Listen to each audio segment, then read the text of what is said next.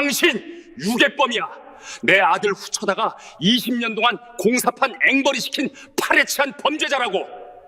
법정안 최고급 양복을 입은 남자가 삿대질을 하며 고래고래 소리를 질렀습니다. 판사님, 저 천한 막노동꾼이 제 아들의 앞길을 막았습니다. 당장 구속해 주세요. 대한민국 최고의 로펌 대표는 법정에서 눈물 연기를 하며 악을 썼습니다. 방청객들은 수군거렸고 수갑을 찬 아버지는 혹여나 아들의 앞길이 막힐까봐 죄인처럼 고개만 숙이고 있었습니다.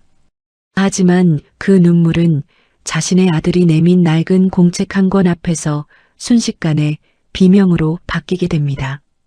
이 일기장이 당신을 지옥으로 보낼 증거입니다. 20년 전 폭설 속에 버려진 진실이 이제야 세상 밖으로 나옵니다. 이야기 시작 전에 구독과 좋아요 해주시면 더 흥미진진한 이야기로 찾아올게요. 오늘의 사연 지금 시작합니다. 강원도 깊은 산골, 뼛속까지 시리게 만드는 칼바람이 불어오는 날이었습니다. 사법고시 2차 시험을 딱 100일 앞둔 민석이 낡은 배낭을 메고 산길을 오르고 있었습니다. 눈발이 하나둘 날리기 시작하더니 금세 앞이 보이지 않을 정도로 거세졌습니다. 민석이 입김을 호흡 불며 암자 마당에 들어서서 스님을 향해 고개를 숙였습니다. 민석이 잔뜩 쉰 목소리로 스님에게 말했습니다. 스님, 저 왔습니다. 이번이 정말 마지막입니다. 이번에도 안 되면 저 그냥 산에서 안 내려갈랍니다. 스님이 합장을 하며 걱정스러운 눈빛으로 대답했습니다. 처사님, 눈이 심상치 않습니다. 먹을 건 챙겨왔습니까? 민석이 배낭을 두드리며 씩씩하게 대답했습니다. 라면이랑 쌀이랑 넉넉히 챙겼습니다. 걱정 마십시오. 저 공부하다 죽을 각오로 왔습니다. 민석이 삐거덕거리는 문을 열고 한평 남짓한 쪽방으로 들어갔습니다. 방 안은 냉기가 가득해서 입김이 그대로 얼어붙을 것만 같았습니다. 민석이 짐을 풀고 책상 위에 두꺼운 법학책들을 성벽처럼 쌓아 올렸습니다. 가방 깊숙한 곳에서 민법 총칙 책을 꺼내 책상 한가운데에 놓으며 비장한 표정을 지었습니다. 민석이 책을 어루만지며 중얼거렸습니다. 민법 총칙아, 너랑 나랑 10년이다. 이제 그만 헤어지자. 이번엔 제발 내 머릿속에 쏙쏙 좀 들어와라. 응? 민석이 신문지를 물에 적셔 문틈에 꼼꼼하게 발랐습니다. 황소바람이 들어오지 않게 막으려는 것이었지만 밖에서 들려오는 바람 소리는 점점 더 사나워졌습니다. 밤이 깊어지자 밖은 온통 하얀 눈 세상으로 변해버렸습니다. 민석이 책상 앞에 앉아 머리띠를 질끈 동여매고 책을 펼쳤습니다. 민석이 볼펜을 딱딱거리며 소리내어 읽기 시작했습니다. 제1조 민사에 관하여 법률의 규정이 없으면 관습법에 의하고 관습법이 없으면 조리에 의한다. 조리에 의한다. 아, 춥다. 민석이 몸을 부르르 떨며 잠바 지퍼를 목까지 올렸습니다. 그때였습니다. 바람소리에 섞여 어딘가에서 희미한 소리가 들려왔습니다. 처음에는 고양이 울음소리인가 싶었습니다. 민석이 귀마개를 더 꽉 눌렀으며 고개를 저었습니다. 민석이 책상을 주먹으로 치며 소리쳤습니다. 집중하자, 강민석. 지금 고양이 소리에 신경 쓸 때가 아니야. 여기서 떨어지면 넌 평생 막노동판이야. 하지만 소리는 멈추지 않았습니다. 오히려 바람이 잦아들 때마다 더 애처롭고 가늘게 이어졌습니다. 그것은 분명 짐승의 소리가 아니었습니다. 민석이 책을 덮고 벌떡 일어났습니다. 민석이 문고리를 잡으며 혼잣말을 했습니다. 아니지, 아니겠지. 이 눈보라치는 산속에 사람이 있을 리가 없잖아. 내가 헛것을 듣나 보다. 너무 긴장해서 그래. 민석이 문을 확 열어젖혔습니다. 차가운 눈보라가 민석의 얼굴을 사정없이 때렸습니다. 랜턴 하나를 들고 마당으로 나간 민석이 눈을 가늘게 뜨고 이곳저곳을 비췄습니다. 암자 입구 쪽 앙상한 나무 덤불 아래 무언가가 눈에 덮여 있었습니다. 민석이 눈을 헤치고 그쪽으로 다가갔습니다. 가까이 다가간 민석의 눈이 휘둥그레졌습니다. 민석이 비명을 지르듯 외쳤습니다. 이게 뭐야? 세상에 사람 아니야? 얇은 겉사계 하나에 쌓인 작은 아기가 눈구덩이 속에 파묻혀 있었습니다. 아기의 얼굴은 이미 파랗게 질려 있었고 울음소리는 끊어질 듯 미약했습니다. 민석이 주변을 두리번거렸지만 눈이 너무 많이 와서 발자국 하나 찾을 수 없었습니다. 누군가 이 핏덩이를 버리고 간 것이 분명했습니다. 민석이 아기를 안아올리며 소리쳤습니다. 어떤 천벌받을 놈이 애를 여기다 버려. 이봐요. 누구 없어요? 대답 없는 산메아리만 돌아왔습니다. 민석이 아기를 품에 안고 미친 듯이 방으로 뛰어들어왔습니다. 방 안으로 들어왔지만 상황은 나아지지 않았습니다. 아무리 문틈을 막아도 냉골 같은 방의 온도는 오르지 않았습니다. 민석이 덮고 있던 솜니불을 가져와 아기를 겹겹이 감쌌습니다. 아기의 손발은 얼음장처럼 차가웠고 입술은 보라색으로 변해 숨을 헐떡이고 있었습니다. 민석이 아기의 손을 비비며 울먹였습니다. 아가야, 정신 차려. 눈 좀 떠봐. 죽으면 안 돼. 제발.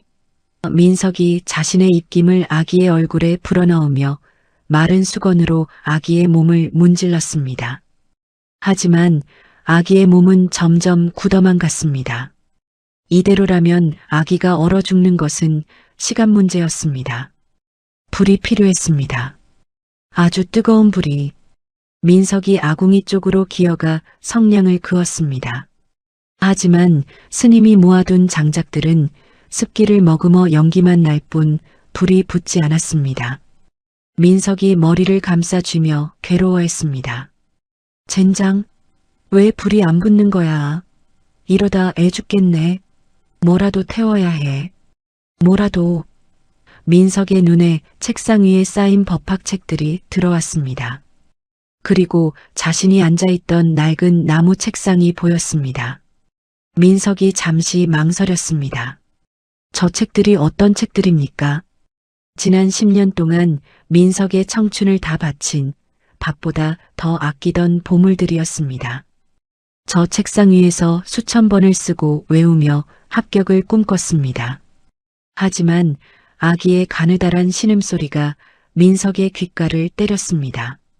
민석이 이를 악물며 소리쳤습니다. 그래, 사람이 먼저 살고 봐야지. 판사고 검사고 나발이고 애가 죽게 생겼는데. 민석이 벌떡 일어나 책상을 향해 발길질을 했습니다. 우지끈 소리와 함께 낡은 책상 다리가 부러졌습니다.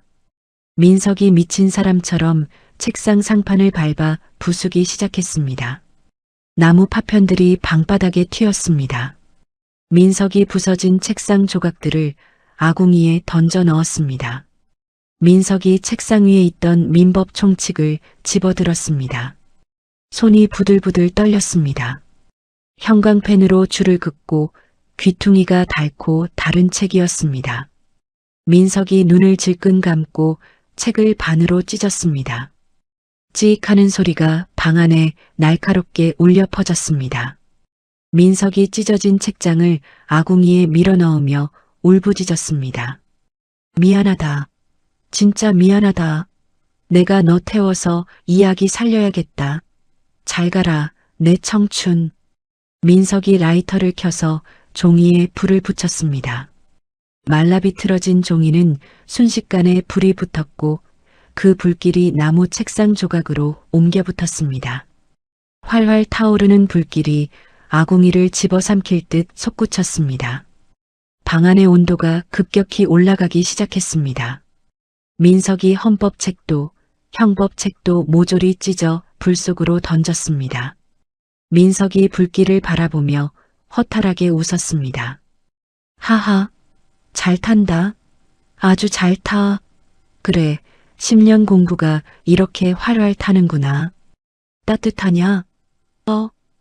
민석이 땀을 뻘뻘 흘리며 아기에게 다가갔습니다. 아기를 불기운이 닿는 따뜻한 아랫목으로 옮기고 계속해서 팔다리를 주물렀습니다. 얼마나 지났을까 아기의 창백했던 얼굴에 조금씩 붉은 기운이 돌기 시작했습니다. 굳어있던 아기의 손가락이 꼼지락거렸습니다. 민석이 숨을 죽이고 아기를 지켜보았습니다. 그래, 그렇지. 조금만 더 힘내라, 꼬맹아.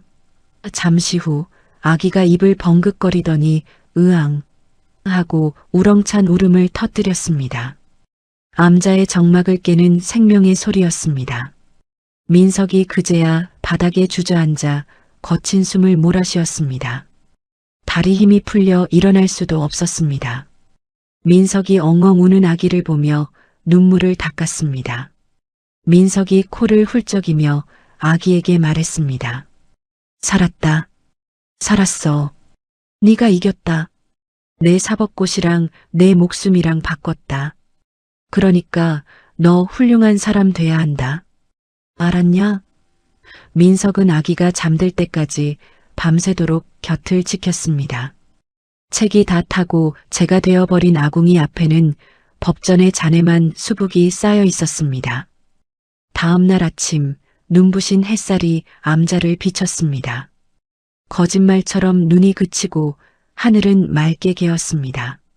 하지만 산길은 무릎까지 쌓인 눈 때문에 걷기조차 힘든 상황이었습니다. 민석이 짐을 다 버리고 아기만 챙겼습니다. 두꺼운 솜니불을 찢어 포대기처럼 만들고 아기를 등에 단단히 묶었습니다. 민석이 신발끈을 조여매며 비장하게 말했습니다. 자, 가자. 여기 있다간 둘 다 굶어 죽는다. 꽉 잡아라. 아저씨가 너 꼭 살려서 내려보내줄게. 민석이 지팡이를 짚고 산을 내려가기 시작했습니다. 한 발짝 내디딜 때마다 발이 눈 속으로 푹푹 빠졌습니다. 가파른 내리막길에서 민석의 발이 미끄러졌습니다. 민석의 몸이 휘청거리며 앞으로 고꾸라질 뻔했습니다. 민석이 소리쳤습니다. 안 돼. 민석이 본능적으로 몸을 비틀었습니다. 아기가 있는 등을 보호하기 위해 민석은 자신의 엉덩이와 등으로 바닥을 쓸며 미끄러져 내려갔습니다. 날카로운 돌부리와 나뭇가지가 민석의 옷을 찢고 살을 파고들었습니다. 민석이 고통에 신음했지만 등 뒤의 아기를 확인하는 것이 먼저였습니다. 민석이 거친 숨을 몰아쉬며 아기에게 물었습니다. 괜찮냐? 안 다쳤어? 허리야. 민석은 구르고 넘어지기를 수십 번 반복했습니다. 옷은 걸레처럼 찢어지고 얼굴은 긁혀 피가 맺혔습니다. 하지만 민석의 손은 아기를 감싼 끈을 절대 놓지 않았습니다. 해질녘이 되어서야 민석은 산 아래 마을 보건소에 도착했습니다. 보건소 문을 열고 들어서자 간호사가 깜짝 놀라 뛰어왔습니다. 어머나, 세상에, 이게 무슨 꼴이에요? 아기는요? 아기는 괜찮아요? 민석이 피 묻은 손으로 아기를 간호사에게 넘기며 바닥에 쓰러지듯 앉았습니다. 애부터 좀 봐주세요. 저는 괜찮습니다. 간호사가 아기를 진찰실로 데려가고 잠시 후 의사가 나와 고개를 끄덕였습니다. 천만다행입니다. 아기는 건강해요. 탈수 증세가 좀 있긴 한데 걱정할 정도는 아닙니다. 민석이 그제야 안도의 한숨을 내쉬며 의자에 머리를 기대었습니다. 대기실 TV에서는 뉴스가 흘러나오고 있었습니다. 아나운서가 심각한 표정으로 뉴스를 전했습니다. 최근 경제 한파와 함께 영아 유기 사건이 급증하고 있어 사회적 문제가 되고 있습니다. 오늘 강원도에서도 간호사가 따뜻한 물을 건네며 민석에게 물었습니다. 경찰에 신고는 하셨어요? 아이 부모를 찾아야 할 텐데. 요즘 세상이 참 무섭네요. 어떻게 핏덩이를 산에다 버릴 수가 있죠? 민석이 물컵을 쥐고 잠시 생각에 잠겼습니다. 어젯밤 책을 태우며 느꼈던 그 뜨거움, 그리고 눈길을 구르며 등 뒤에서 느껴지던 아기의 심장 소리. 그것은 단순히 불쌍한 생명을 구한 것을 넘어선 어떤 운명 같은 것이었습니다. 민석이 자리에서 일어나 진찰실로 들어갔습니다. 아기는 곤히 잠들어 있었습니다. 민석이 조심스럽게 아기의 작은 손을 잡았습니다. 아기가 잠결에 민석의 새끼손가락을 꽉 쥐었습니다. 그 힘이 어찌나 센지 민석의 가슴이 찌릿했습니다. 간호사가 수화기를 들며 말했습니다. 지금 파출소에 연락할게요. 잠시만요. 민석이 다급하게 간호사의 손을 잡았습니다. 민석의 눈빛이 흔들리다가 이내 단단하게 굳어졌습니다. 민석이 간호사를 똑바로 쳐다보며 말했습니다. 신고하지 마세요. 간호사가 눈을 동그랗게 뜨고 되물었습니다. 네? 그게 무슨 말씀이세요? 그럼 이 아이를 어쩌시려고요? 민석이 잠든 아기를 바라보며 나지막하게 하지만 힘주어 말했습니다. 제가 키우겠습니다. 이 녀석 제가 살렸습니다. 제 책 다 태워서 제 인생이랑 바꿔서 살려낸 놈입니다. 그러니까 제가 책임집니다. 간호사가 당황하며 말렸습니다. 아니, 그게 무슨 말씀이세요? 총각이신 것 같은데 핏줄도 아닌 애를 어떻게 키워요? 그거 보통 일 아니에요. 민석이 아기를 안아 올렸습니다. 아기가 민석의 품 안으로 파고들었습니다. 민석이 아기의 등을 토닥이며 말했습니다. 핏줄이 뭐 중요합니까? 죽어가던 거 내가 살렸으면 내 자식이지. 이름은 도윤이로 하겠습니다. 강도윤, 길도자의 윤택할 윤. 내 인생은 시궁창이어도 너는 윤택한 길만 걸어라. 민석이 주머니에서 꼬깃꼬깃한 지폐 몇 장을 꺼내 치료비를 계산했습니다. 그리고 아기를 안고 보건소 문을 나섰습니다. 서울로 가는 버스에 몸을 실은 민석이 창밖을 바라보았습니다.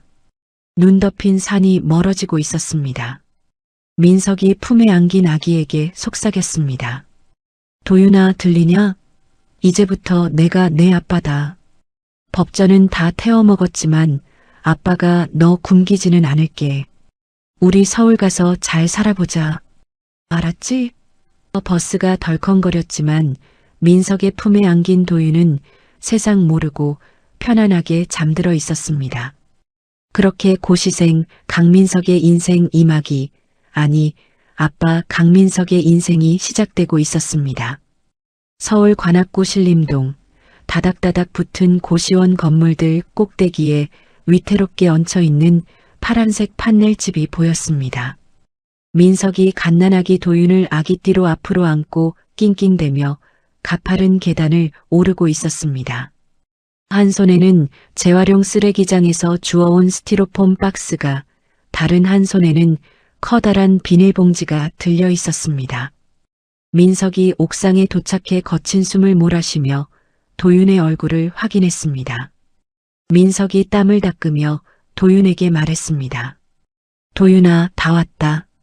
여기가 우리 집이야. 뷰가 끝내주지. 63빌딩도 보여. 마음만 먹으면 보인다고. 민석이 삐걱거리는 문을 열고 방 안으로 들어갔습니다. 방은 성인 남자 2명이 누우면 꽉 찰 정도로 좁았고 우풍이 심해 밖이나 다를 바 없이 서늘했습니다. 민석이 바닥에 스티로폼 박스를 깔고 그 위에 이불을 도톰하게 깔았습니다. 그리고 창문에는 뽁뽁이를 2중 3중으로 붙여 바람 구멍을 막았습니다. 민석이 도윤을 이불 위에 눕히며 흐뭇하게 웃었습니다. 자, 여기가 내 자리다. 아빠가 바닥에서 냉기 안 올라오게 공사 다 해놨어. 푹신하지? 민석의 옥탑방 생활은 전쟁터나 다름없었습니다. 새벽 4시가 되면 민석은 어김없이 일어났습니다. 우유 배달을 가야 했기 때문입니다. 하지만 혼자 남겨질 도윤이 걱정이었습니다. 민석이 믹스커피 한 박스를 들고 살금살금 계단을 내려가 주인집 문을 두드렸습니다. 주인집 할머니가 부스스한 머리로 문을 열며 짜증을 냈습니다. 아니, 총각. 지금 몇 시인데 남의 집 문을 두드려? 잠다 깨게. 민석이 허리를 90도로 굽히며 비굴하게 웃었습니다. 할머니, 죄송합니다. 정말 죄송합니다. 제가 우유 배달 딱 1시간만 하고 올 건데 우리 도윤이 좀 봐주시면 안 될까요? 제가 커피 사왔습니다. 할머니 좋아하시는 모카 골드로요. 할머니가 커피 박스를 힐끗 보더니 혀를 차며 문을 활짝 열었습니다. 에잉 쯧쯧. 그 핏덩이 놔두고 어딜 돌아다녀. 이리 줘봐. 애 감기 들라. 민석이 연신 고개를 숙이며 도윤을 할머니 품에 안겨드리고 뛰쳐나갔습니다. 민석은 신림동 골목을 미친 듯이 뛰어다니며 우유를 배달했습니다. 한 푼이라도 더 벌어야 기저귀 값이라도 될 수 있었기 때문입니다. 배달이 끝나면 민석은 곧바로 독서실 총무일을 보러 갔다가 점심때가 되어서야 옥탑방으로 돌아왔습니다. 여름이 되자 옥탑방은 찜통으로 변했습니다. 판넬 지붕이 열기를 그대로 흡수해 방 안 온도가 40도에 육박했습니다. 민석이 낡은 선풍기를 꺼내 틀었지만 더운 바람만 나올 뿐이었습니다. 민석이 선풍기 머리를 도윤 쪽으로 고정시키고 자신은 수건에 물을 적셔 머리에 둘렀습니다. 민석이 책상 앞에 서서 책을 보며 중얼거렸습니다. 아이고 덥다. 더워. 도윤아, 너는 시원하냐? 아빠는 지금 사우나 온 것 같아서 아주 좋다. 민석은 졸음을 쫓기 위해 그리고 도윤을 달래기 위해 일어서서 공부를 했습니다. 도윤을 앞으로 안고 엉덩이를 토닥이며 판례를 읽어주는 것이 일상이 되었습니다. 도윤이 칭얼거리기 시작하자 민석이 리듬을 타며 형법 판례를 읊었습니다. 민석이 랩을 하듯 흥얼거렸습니다. 형법 제20조 정당행위, 법령에 의한 행위 또는 업무로 인한 행위, 기타 사회상규에 위배되지 아니하는 행위는 벌하지 아니한다. 요 베이비. 도윤이 민석의 목소리에 반응하며 까르르 웃었습니다. 그 웃음소리에 민석은 흐르는 땀을 닦으며 덩달아 웃음을 터뜨렸습니다. 어느 날 밤 도윤이 배앓이를 하는지 자지러지게 울기 시작했습니다. 민석이 당황해서 배를 문질러주고 안아주어도 울음은 그치지 않았습니다. 그때 쾅쾅쾅 하고 철문 두드리는 소리가 들렸습니다.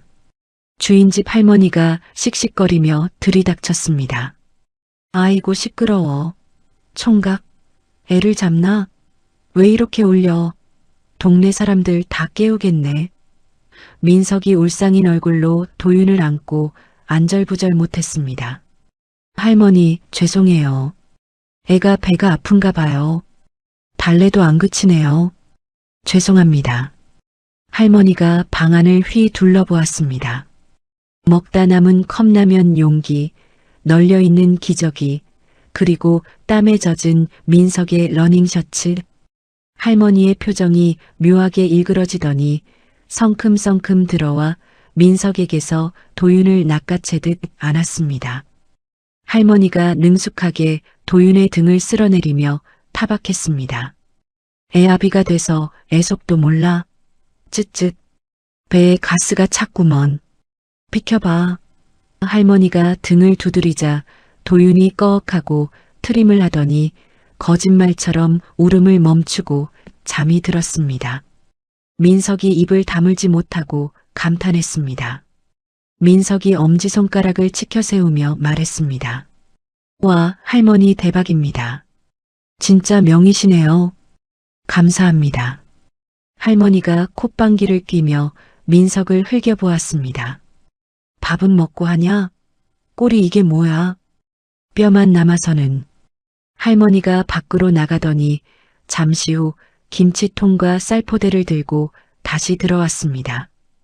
툭 하고 방바닥에 내려놓은 할머니가 퉁명스럽게 말했습니다. 먹고 살자고 하는 짓인데 밥은 챙겨 먹어. 그리고 애 엄마 없다고 기죽지 말고. 남자가 줏대가 있어야지. 민석이 울컥해서 코끝이 찡해졌습니다. 할머니, 감사합니다. 제가 꼭 합격해서 호강시켜 드릴게요. 시끄러워. 공부나 해. 할머니는 쾅 하고 문을 닫고 나갔지만 문 밖에 두고 간 따뜻한 찐 옥수수 냄새가 방 안으로 솔솔 들어왔습니다. 시간은 흘러 도윤이 아장아장 걷기 시작했습니다. 민석의 통장 잔고는 바닥을 보이기 시작했습니다. 기저귀 값이며 분유 값이며 들어갈 돈은 많은데 공부 시간 때문에 일을 더 늘릴 수도 없었습니다. 결국 민석은 결단을 내려야 했습니다. 민석이 책장에 꽂힌 전공 서적들을 하나씩 꺼냈습니다. 손때 묻은 민사소송법, 상법, 행정법 전집들이었습니다. 민석이 책을 가방에 담으며 한숨을 쉬었습니다. 미안하다 얘들아. 너희가 희생해야 도윤이 밥을 먹인다. 나중에 돈 많이 벌어서 다시 찾아줄게. 민석이 책이 가득 든 가방을 메고 헌책방으로 향했습니다. 책방 주인이 책 상태를 살피더니 지폐 몇 장을 건넸습니다. 생각보다 너무 적은 금액이었습니다. 민석이 돈을 받아들고 나오며 씁쓸한 표정을 지었습니다. 그때 헌책방 유리창에 비친 자신의 모습이 보였습니다. 늘어난 티셔츠에 슬리퍼를 신은 초라한 고시생. 하지만 민석은 고개를 저으며 씩씩하게 슈퍼로 들어갔습니다. 그리고 도윤이 제일 좋아하는 소시지와 영양제를 샀습니다. 집으로 돌아온 민석이 도윤을 무릎에 앉히고 책을 폈습니다. 책이 몇 권 남지 않아 책장이 휑했습니다. 민석이 도윤의 머리를 쓰다듬으며 말했습니다. 도윤아, 이제 아빠 책 별로 없다. 그러니까 네가 똑똑해져서 이 내용 다 외워버려야 해. 알았지? 3살이 된 도윤은 말이 무척 빨랐습니다.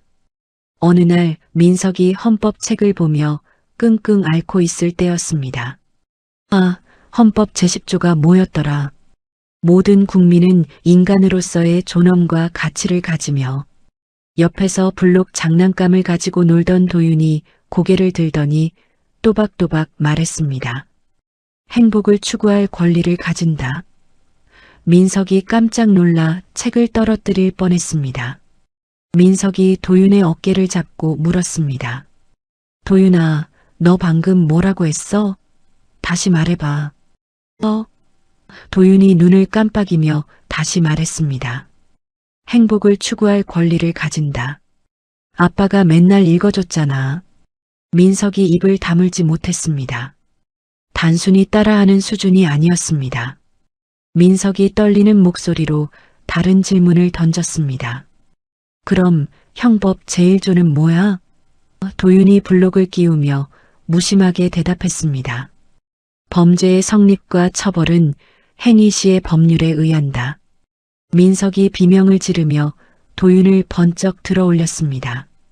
으악, 천재다. 우리 아들 천재야. 세상에 이 어린 게 토씨 하나 안 틀리고 외웠어. 민석이 도윤의 볼에 뽀뽀 세례를 퍼부었습니다. 도윤아, 너는 진짜 판사 해야겠다. 아니, 대법관 해라. 아빠가 못한 거 네가 다 해. 도윤이 민석의 품에서 버둥거렸습니다. 아빠, 숨 막혀.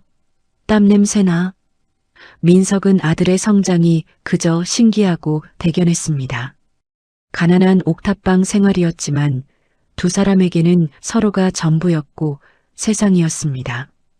도윤의 초등학교 입학식 날 민석은 장롱 깊숙이 넣어두었던 10년 묵은 양복을 꺼내 입었습니다.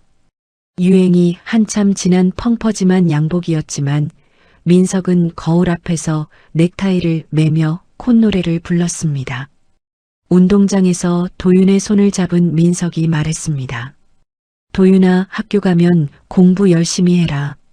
아빠처럼 몸으로 때우지 말고 머리로 세상이랑 싸워. 아빠가 내 뒤에는 항상 든든하게 버티고 있을 테니까. 도윤이 민석의 거친 손을 꽉 잡으며 올려다보았습니다. 아빠, 나 나중에 크면 아빠 사무실 차려줄게. 변호사 사무실. 민석이 코끝이 찡해져서 하늘을 올려다보았습니다.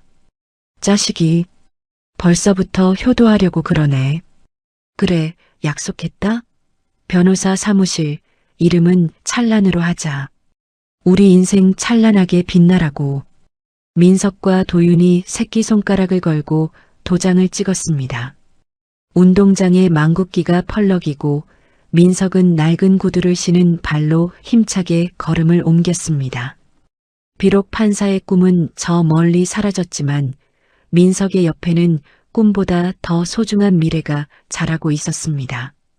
두 부자의 뒷모습 위로 따스한 봄 햇살이 찬란하게 쏟아져 내렸습니다. 세월은 유수와 같다는 말이 딱 맞았습니다. 어느덧 20년이라는 시간이 훌쩍 흘러 신림동 옥탑방에도 많은 변화가 찾아왔습니다. 민석의 검은 머리에는 하얀 서리가 내려앉았고 허리는 굽어 파스 냄새가 가실 날이 없었습니다. 하지만 민석의 눈빛만은 20년 전보다 훨씬 더 반짝이고 있었습니다. 바로 아들 도윤 때문이었습니다. 서울 명문 법학전문대학원 대강당. 수백 명의 학생들이 숨을 죽인 채 단상 위를 바라보고 있었습니다. 모의 재판이 한창이었습니다. 피고인 측 변호인석에 앉은 청년이 자리에서 일어났습니다. 훤칠한 키에 날카로운 턱선, 안경 너머로 보이는 지적인 눈매. 21살의 나이에 검정고시로 명문대 조기 입학 후 졸업하고 로스쿨에 수석 입학한 괴물 천재, 바로 도윤이었습니다. 도윤이 안경을 검지로 치켜올리며 차분하게 입을 열었습니다. 검사 측 주장은 상황 증거에 불과합니다. 피고인은 당시 현장에 있을 수 없었습니다. 사건 당일 기지국 기록을 보면 도윤이 왼손으로 펜을 빙그르르 돌리더니 정확한 판례를 줄줄 읊기 시작했습니다. 교수님들조차 감탄하며 고개를 끄덕였고 방청석의 여학생들은 도윤의 얼굴에서 눈을 떼지 못했습니다. 도윤의 압도적인 승리로 재판이 끝나자 여기저기서 환호와 박수가 터져나왔습니다. 누군가가 핸드폰으로 이 장면을 찍어 유튜브에 올렸습니다. 제목은 현실판 우영우, 21살 로스쿨 천재의 소름 돋는 변론. 이 영상은 알고리즘을 타고 삽시간에 퍼져나가기 시작했습니다. 같은 시각 대한민국 최대 로펌 대명의 대표 변호사 집무실. 최영우가 고급 가죽 의자에 깊숙이 몸을 파묻고 태블릿 PC를 보고 있었습니다. 차기 대법관 후보로 거론되는 그의 미간이 좁혀졌습니다. 형우가 비서실장을 향해 짜증 섞인 목소리로 물었습니다. 요즘 애들은 참 가벼워. 법정이 장난인가? 이런 애들이 조회수 좀 나온다고 설치는 꼴이라니. 근데 이 친구 누구야? 비서실장이 공손하게 대답했습니다. 강도윤이라고 합니다. 아주 유명합니다. 중학교, 고등학교 다 검정고시로 패스하고 최연소로 로스쿨 들어간 수재입니다. 형우가 코웃음을 쳤습니다. 검정고시? 근본도 없는 놈이군. 어디서 개천의 용 흉내를 내나 본데. 형우가 영상을 끄려던 찰나 화면 속 도윤의 행동이 형우의 눈을 사로잡았습니다. 도윤이 중요한 변론을 하기 직전 안경의 가운데 테를 중지로 톡 치켜 올리고 왼손으로 펜을 시계 반대 방향으로 2번 돌리는 모습. 형우의 동공이 지진이 난 듯 흔들렸습니다. 형우가 떨리는 손으로 자신의 안경을 만졌습니다. 그것은 형우가 젊은 시절부터 가지고 있던 아무도 모르는 아주 사소하고 독특한 버릇이었습니다. 형우가 화면을 정지시키고 도윤의 얼굴을 확대했습니다. 확대된 도윤의 얼굴은 거울을 보는 듯 형우의 20대 시절과 소름 끼치게 닮아 있었습니다. 형우의 등골에 식은땀이 흘렀습니다. 형우가 혼잣말로 중얼거렸습니다. 말도 안 돼. 이 눈매, 이 버릇, 그리고 저 나이. 형우가 비서실장에게 다급하게 소리쳤습니다. 당장 이놈 뒷조사해. 부모가 누구인지, 어디서 굴러먹던 놈인지 싹 다 알아와. 아주 은밀하게. 비서실장이 당황하며 나가자 형우는 위스키 한 잔을 단숨에 들이켰습니다. 20년 전 눈보라치는 강원도 국도변에 버렸던 핏덩이의 기억이 악령처럼 되살아났기 때문입니다. 며칠 뒤 늦은 밤 옥탑방. 민석이 끙끙 앓는 소리를 내며 방으로 들어왔습니다. 하루 종일 공사장에서 시멘트 포대를 나르느라 어깨가 끊어질 듯 아팠습니다. 하지만 책상에 앉아 코피를 막아가며 공부하는 도윤의 뒷모습을 보자 민석은 아픈 티를 낼 수 없었습니다. 민석이 살금살금 부엌으로 가서 멸치 육수를 냈습니다. 변호사 시험이 코앞인 아들을 위해 해줄 수 있는 건 따뜻한 국수 한 그릇뿐이었습니다. 도윤이 인기척을 느끼고 돌아보며 벌떡 일어났습니다. 아빠, 언제 왔어? 전화하지. 마중 나갔을 텐데. 민석이 손을 휘저으며 웃었습니다. 됐어, 임마. 공부하느라 바쁜데 무슨 마중이야. 아빠 아직 팔팔하다. 국수 삶았으니까 얼른 앉아. 도윤이 민석의 흙투성이 작업복과 갈라진 손을 보며 가슴 아파했습니다. 도윤이 민석을 의자에 앉히고 뒤로 가서 어깨를 주무르기 시작했습니다. 돌덩이처럼 굳은 민석의 어깨 근육에 도윤의 눈시울이 붉어졌습니다. 도윤이 꾹꾹 누르며 말했습니다. 아빠, 이번에 시험만 끝나면 공사판 당장 그만둬. 내가 로펌 들어가면 연봉 빵빵하게 받으니까 아빠는 이제 집에서 발 닦고 드라마나 봐. 민석이 짐짓 큰 소리를 쳤습니다. 이놈이 김칫국부터 마시네. 야, 아빠는 네가 벌어주는 돈으로 만족 못한다. 나중에 내 이름으로 된 빌딩 하나 사주면 그때 은퇴할 거야. 강민석 빌딩 딱 박아서. 도윤이 피식 웃으며 민석의 목을 끌어안았습니다. 알았어. 빌딩이 뭐야. 내가 아빠 이름으로 된 재단도 만들어줄게. 조금만 기다려. 민석은 도윤의 체온을 느끼며 눈물을 삼켰습니다. 피 한 방울 섞이지 않았지만 이 아이는 민석의 심장이나 다름없었습니다. 하지만 옥탑방의 따뜻한 풍경과는 달리 밖에서는 검은 그림자가 조여오고 있었습니다. 다음 날 형우의 사무실. 비서실장이 두툼한 서류 봉투를 책상 위에 올렸습니다. 형우가 거칠게 봉투를 뜯어 내용을 확인했습니다. 서류에는 민석의 신상 정보와 도윤의 과거 사진들이 들어 있었습니다. 비서실장이 보고했습니다. 붙인 이름은 강민석, 50세. 직업은 건설 현장 일용직입니다. 미혼이고 20년 전 강원도에서 서울로 올라와 옥탑방에 정착했습니다. 아이 출생 신고 날짜가 대표님이 강원도에 가셨던 그 시기와 정확히 일치합니다. 형우의 손이 부들부들 떨렸습니다. 사진 속 꼬질꼬질한 옥탑방에서 웃고 있는 도윤의 모습, 자신의 고귀한 핏줄이 저런 천한 공사판 막노동꾼 밑에서 컸다는 사실에 형우는 모욕감을 느꼈습니다. 형우가 서류를 집어 던지며 소리쳤습니다. 살아있었어.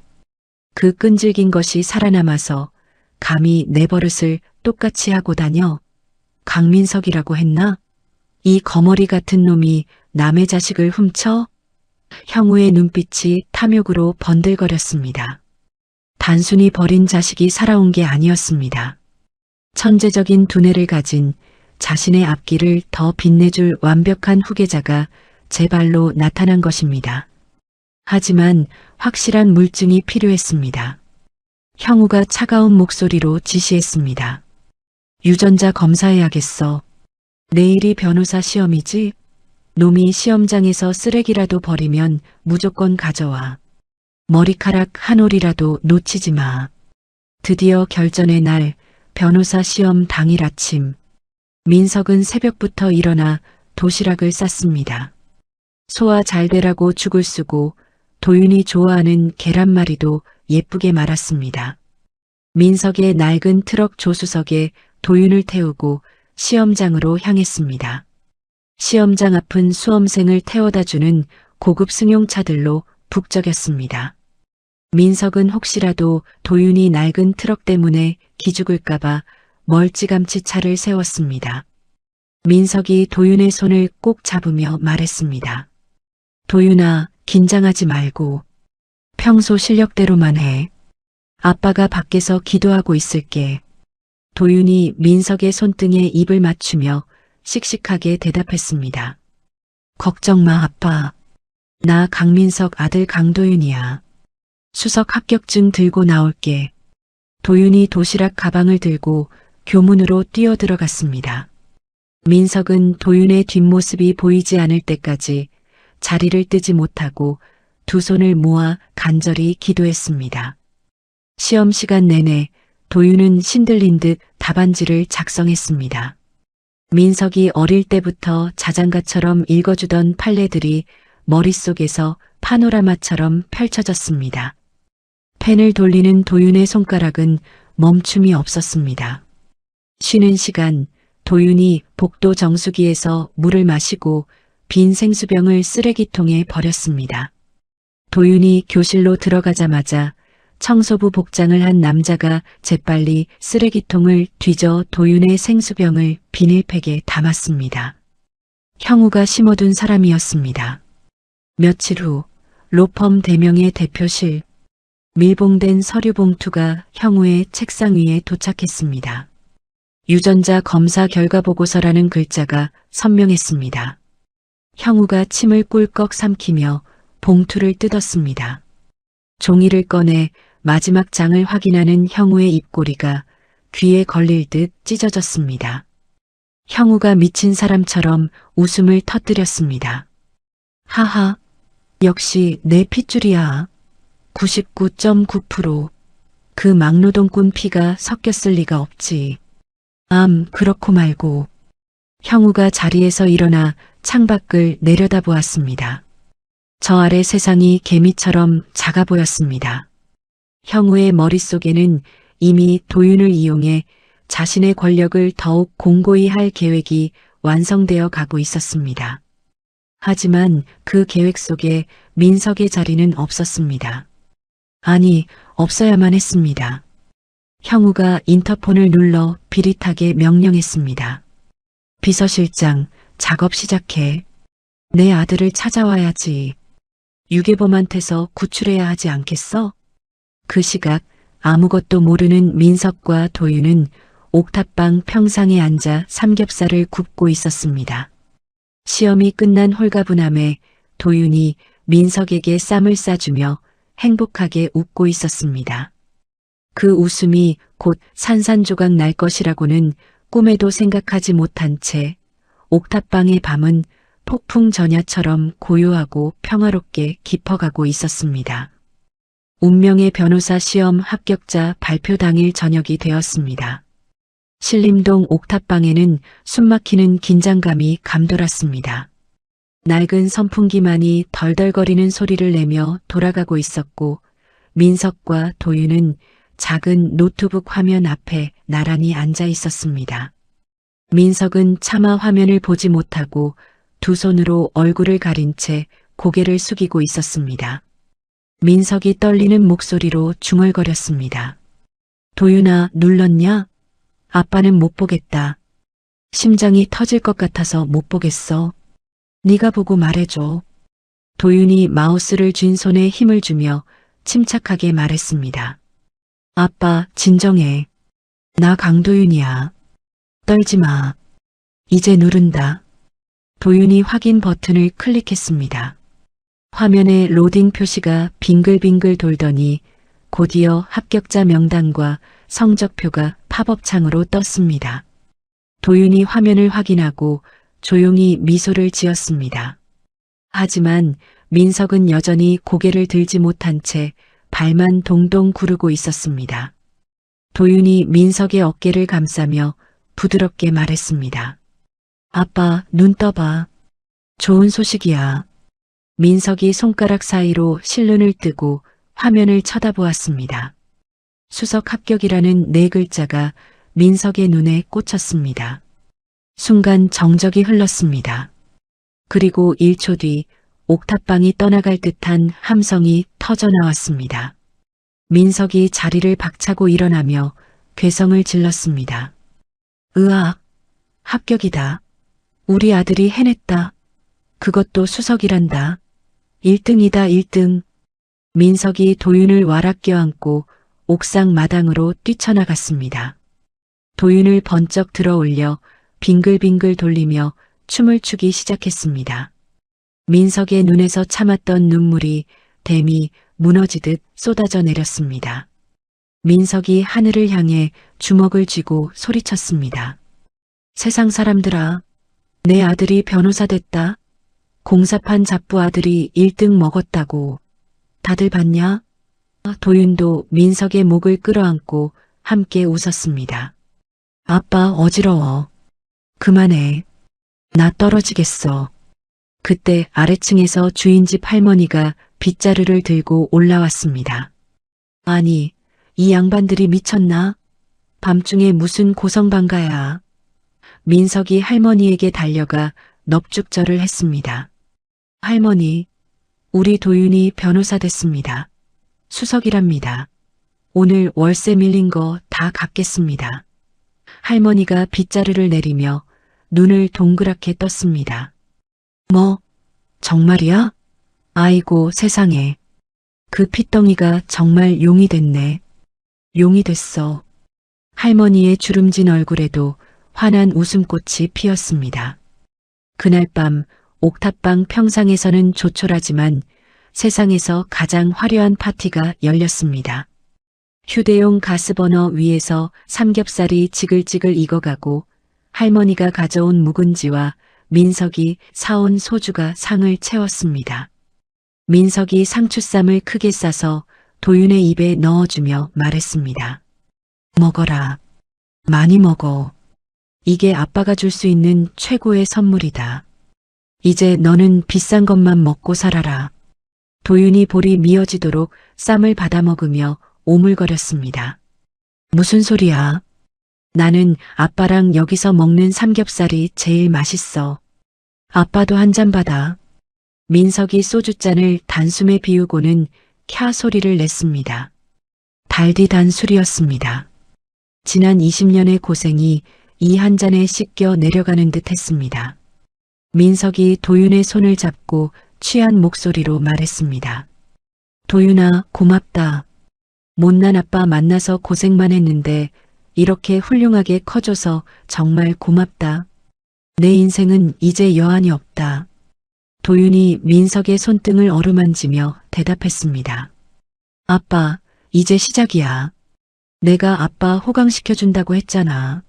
내일 당장 공사판 그만둬. 알았지? 다음 날 아침 도윤의 수석 합격 소식은 뉴스를 타고 전국으로 퍼져나갔습니다. 옥탑방의 기적, 막노동 아버지와 수석 아들이라는 제목의 기사가 인터넷 메인을 장식했습니다. 도윤의 휴대폰은 쉴 새 없이 울려댔습니다.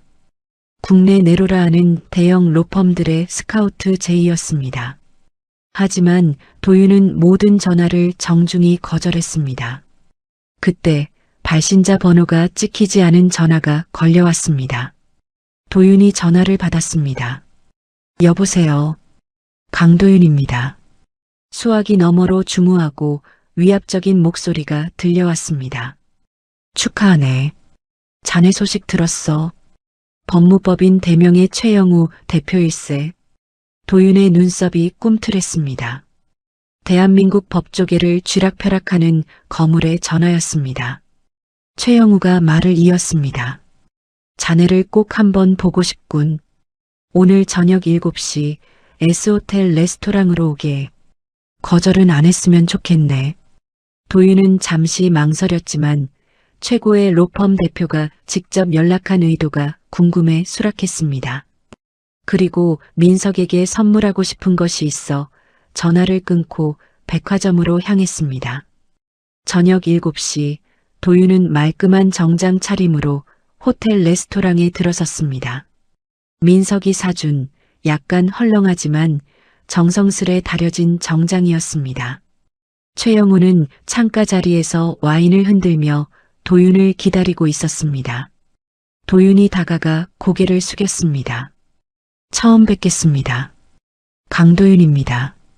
형우가 도윤을 위아래로 훑어보았습니다. 자신의 젊은 시절을 그대로 빼다 박은 외모에 형우는 속으로 감탄했습니다.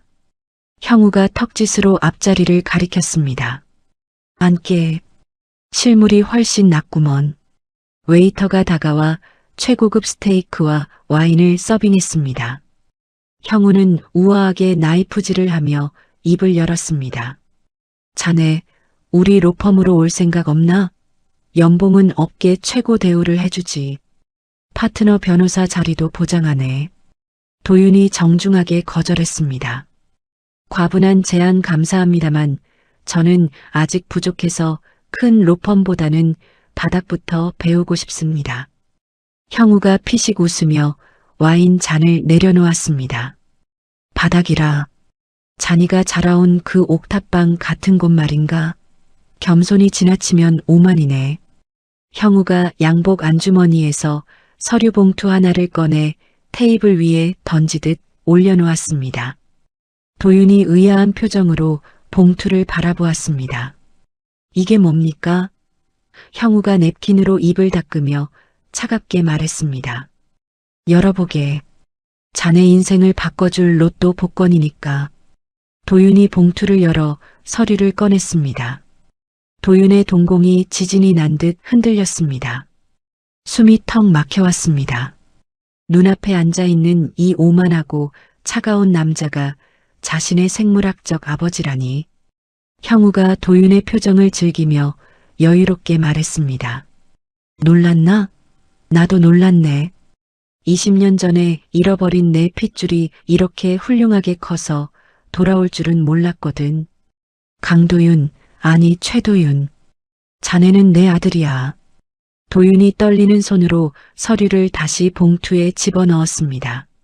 머릿속이 혼란스러웠지만 한 가지 생각만은 분명했습니다.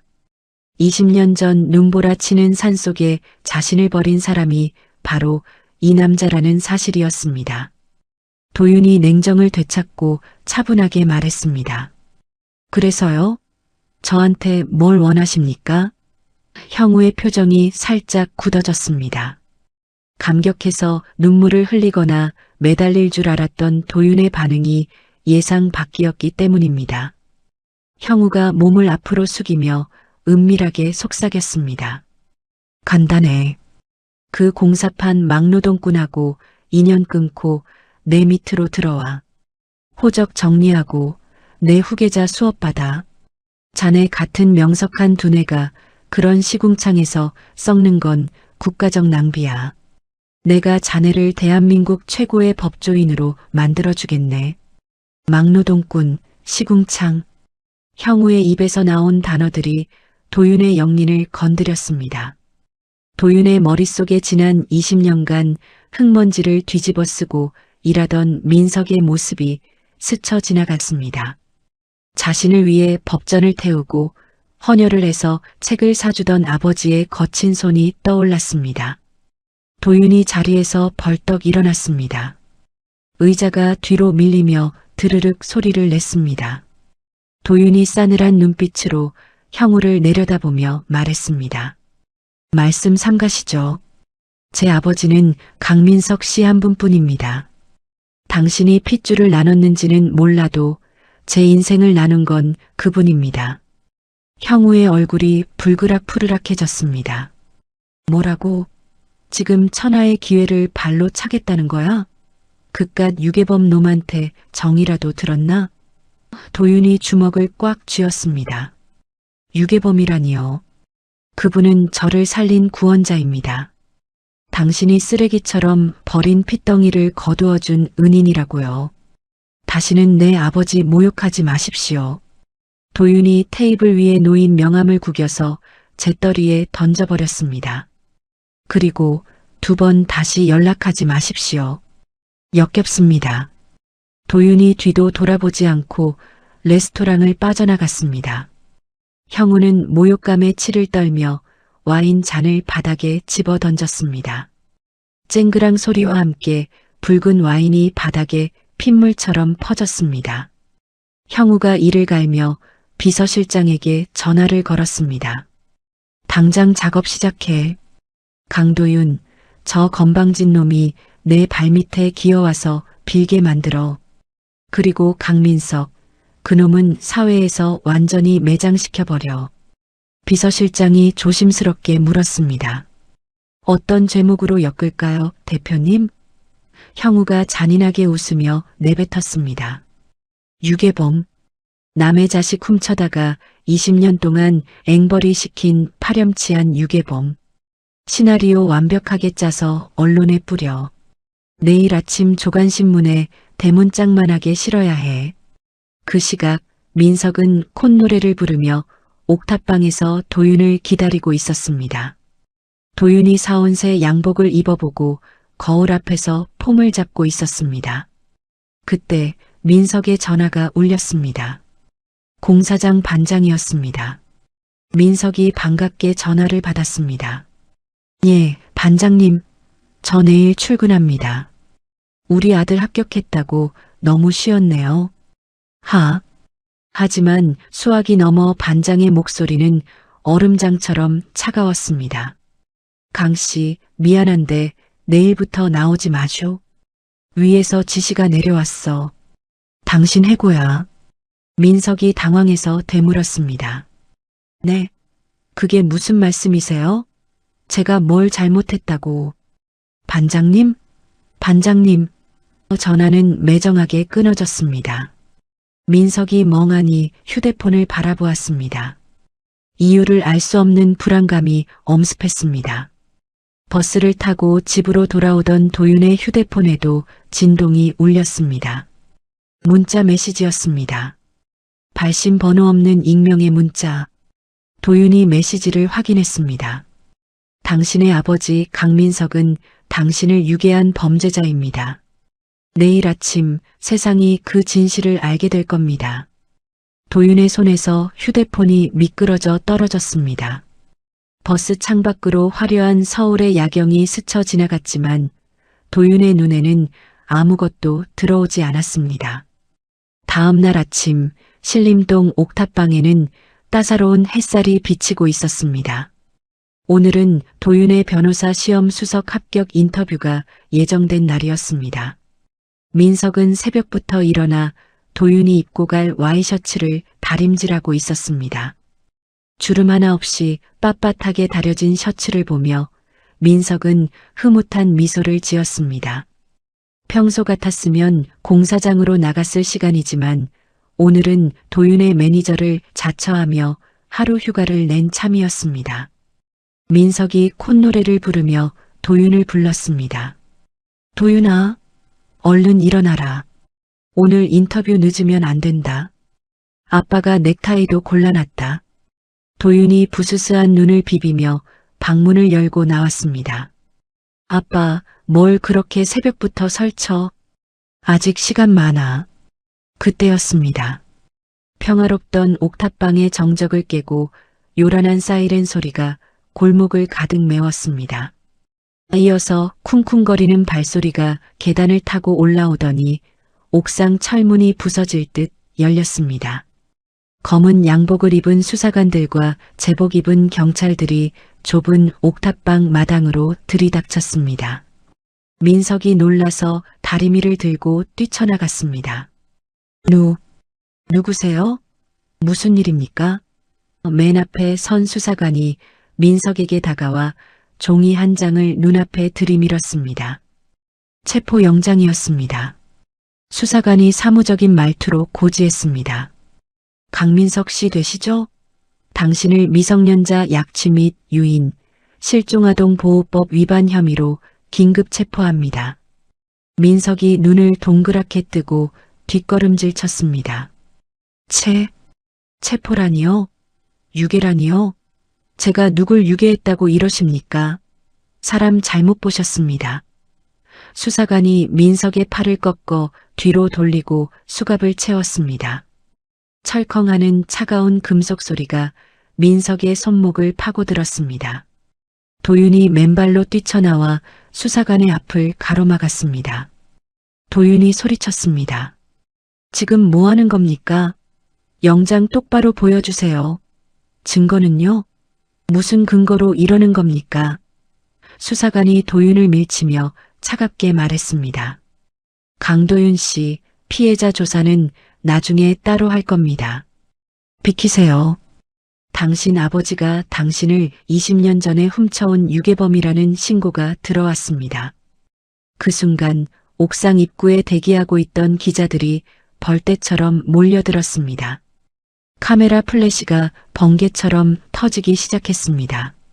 강민석 씨, 아이를 유괴한 게 사실입니까? 20년 동안 친부모를 속이고 키운 이유가 뭡니까? 변호사 아들 앞길 막으려고 작정하셨습니까? 기자들의 질문이 화살처럼 쏟아졌습니다. 민석은 자신의 손목에 채워진 수갑보다 카메라 렌즈가 도윤을 향하는 것이 더 두려웠습니다. 민석이 몸을 날려 도윤의 앞을 가로막았습니다. 수갑찬 손을 들어 올려 도윤의 얼굴을 가렸습니다. 민석이 악을 쓰며 외쳤습니다. 내 아들 찍지 마. 우리 도윤이 찍지 말라고. 애가 무슨 죄가 있어. 다 비켜. 비키라고. 민석은 질질 끌려가면서도 끝까지 도윤을 보호하려 발버둥 쳤습니다. 경찰차 뒷좌석에 구겨 넣어지는 민석의 눈은 공포와 절망으로 가득 차 있었습니다. 도윤이 닫히는 차 문을 두드리며 울부짖었습니다. 아빠, 가지마. 이거 모함이야. 내가 변호할게. 걱정 마. 경찰차가 떠나고 옥탑방 마당에는 부서진 다리미와 짓밟힌 와이셔츠만이 덩그러니 남았습니다. 도윤은 주저앉아 바닥을 치며 오열했습니다. 이 모든 것이 어제 만난 최영우의 지심이 분명했습니다. 같은 시각 TV 뉴스에서는 최영우의 기자회견이 생중계되고 있었습니다. 최영우는 수척해진 얼굴로 단상에 올라 손수건으로 눈가를 훔쳤습니다. 대한민국 최고의 연기력이 발휘되는 순간이었습니다. 최영우가 떨리는 목소리로 호소했습니다. 국민 여러분, 저는 죄인입니다. 20년 전 잠시 한눈을 판 사이에 제 눈에 넣어도 아프지 않을 핏덩이를 잃어버렸습니다. 그동안 죽은 줄만 알았던 제 아들이 유괴범의 손에 길러졌다는 사실을 어제야 알게 되었습니다. 카메라 플래시가 터지자 최영우가 말을 이었습니다. 그 파렴치한 유괴범은 제 아들을 공사판 막노동의 도구로 이용했습니다. 천재적인 머리를 가진 아이를 볼모로 잡고 자신의 노후를 대비하려 했던 것입니다. 저는 이제라도 아들을 되찾아 잃어버린 20년의 사랑을 보상해주고 싶습니다. 여론은 순식간에 들끓었습니다. 인터넷 댓글창은 민석에 대한 비난으로 도배되었습니다. 천재 변호사 아빠가 알고 보니 악마였네. 남의 자식 훔쳐서 키우다니 소름 돋는다. 최영우 대표님 힘내세요. 아드님 꼭 찾으시길. 진실은 거짓의 파도에 휩쓸려 흔적도 없이 사라져버렸습니다. 경찰서 유치장 안. 민석은 구석에 웅크리고 앉아 벌벌 떨고 있었습니다. 자신이 유괴범이라니 꿈에도 생각지 못한 죄명이었습니다. 그때 담당 형사가 들어와 민석을 조사실로 데려갔습니다. 형사가 서류 뭉치를 던지며 윽박질렀습니다. 아저씨, 증거가 다 나왔어. 20년 전 그날 암자 근처 CCTV는 없지만 목격자가 있어. 당신이 아이 안고 도망가는 거 봤다는 사람이 한둘이 아니야. 그리고 친부모 찾으려는 노력도 안 하고 바로 호적에 올렸잖아. 이거 빼도 박도 못하는 유괴야. 민석이 억울해서 가슴을 쳤습니다. 아닙니다. 형사님, 그날 눈이 얼마나 왔는데요. 애가 얼어 죽게 생겨서 살린 겁니다. 신고하려고 했는데 애가 제 손가락을 잡아서. 형사가 비웃으며 말을 잘랐습니다. 그게 유괴야. 신고 안 하고 데려가면 그게 납치라고. 당신 때문에 친부모는 20년 동안 지옥에서 살았어. 알아?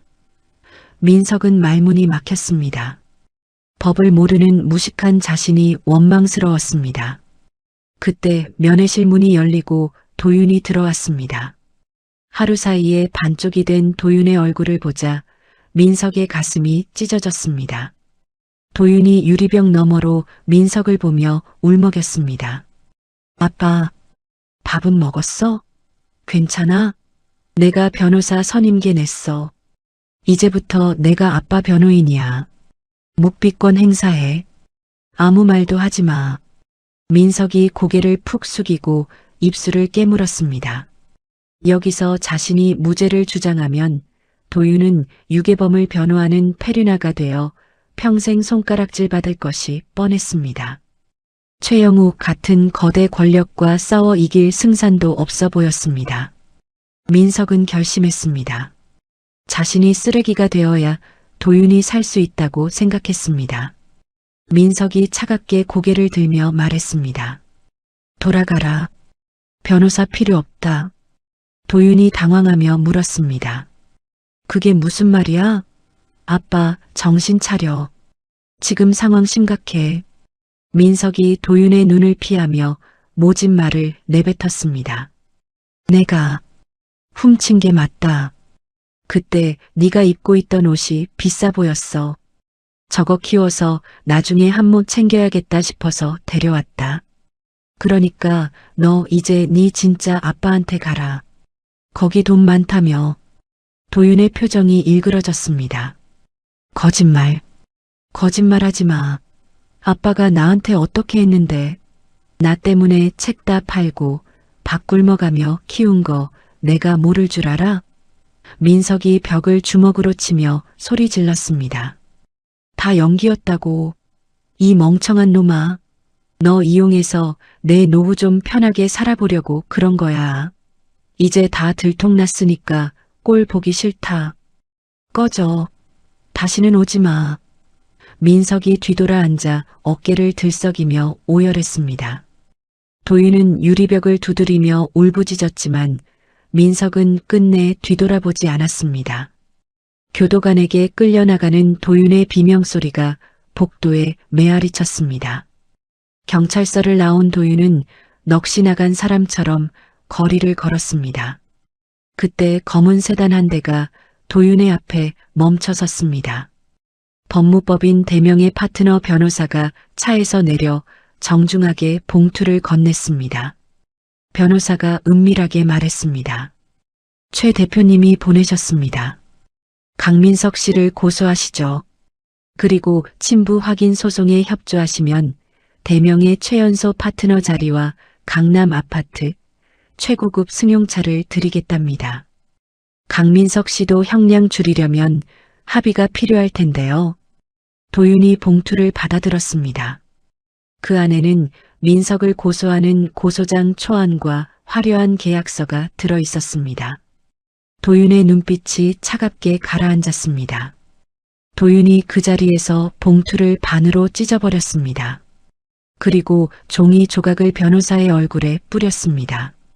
도윤이 서늘한 목소리로 말했습니다. 가서 전해. 내 의뢰인은 강민석 씨뿐이라고. 그리고 내 아버지를 건드린 데가 아주 혹독하게 치르게 해주겠다고. 도윤은 다시 옥탑방으로 돌아왔습니다. 난장판이 된 방 안은 주인을 잃고 쓸쓸해 보였습니다. 도윤은 옷장을 열고 바닥 깊숙한 곳을 뒤졌습니다. 민석이 술에 취해 이건 우리 가보야라고 말하며 숨겨두었던 낡은 상자가 나왔습니다. 상자를 열자 20년 전 도윤을 감싸고 있던 겉사계와 베네쩌고리가 나왔습니다.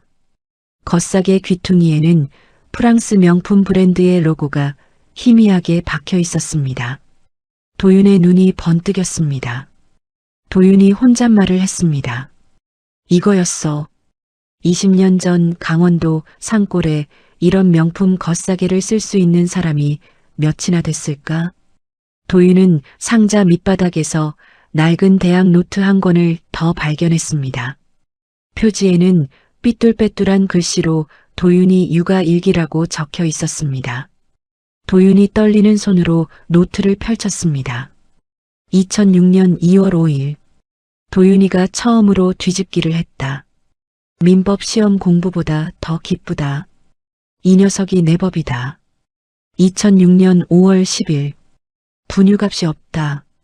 책을 팔았다. 판례집이 없어서 불안하지만 도윤이가 배부르게 먹는 걸 보니 배가 안 고프다. 도윤아, 너는 내 꿈이다. 한 장 한 장 넘길 때마다 민석의 땀과 눈물 냄새가 배어나오는 듯 했습니다. 이것은 유괴범의 기록이 아니었습니다. 세상에서 가장 위대한 아버지의 사랑, 그 자체였습니다. 도윤은 노트를 가슴에 품고 바닥에 엎드려 짐승처럼 울부짖었습니다. 도윤이 눈물을 닦으며 벌떡 일어났습니다. 눈빛은 더 이상 슬픔에 젖어 있지 않았습니다.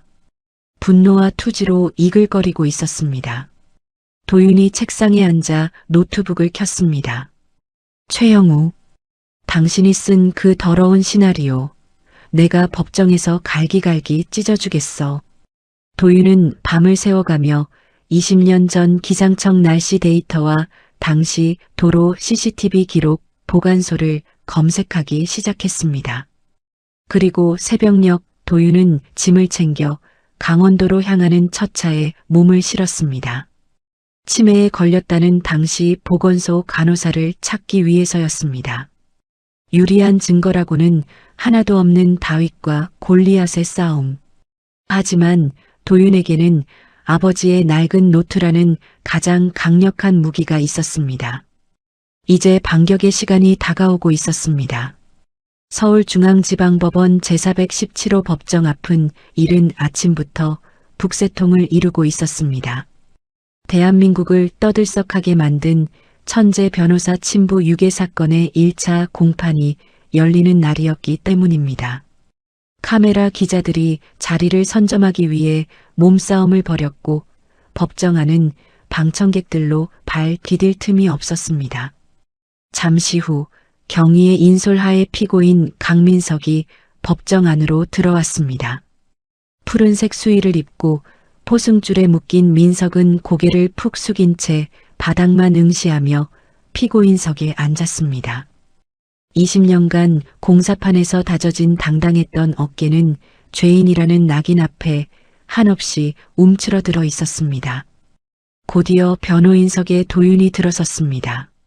말끔한 변호사 배지를 달고 있었지만 도윤의 얼굴은 며칠 밤을 샌 듯 창백하고 수척했습니다. 도윤이 피고인석의 민석을 바라보았습니다. 민석은 아들의 눈을 마주치지 못하고 더욱 고개를 숙였습니다. 재판장이 법봉을 두드리며 개정을 선언했습니다. 지금부터 사건 번호 2026고합 1234 미성년자 약취 및 유인 등에 관한 공판을 시작합니다. 검사가 자리에서 일어나 공소사실을 낭독했습니다. 피고인 강민석은 20년 전 강원도 국도변에서 피해자 최영우의 아들인 강도윤을 유괴하여 검사의 날카로운 목소리가 법정을 쩌렁쩌렁 울렸습니다. 방청석에서는 혀를 차거나 민석을 비난하는 수군거림이 들려왔습니다.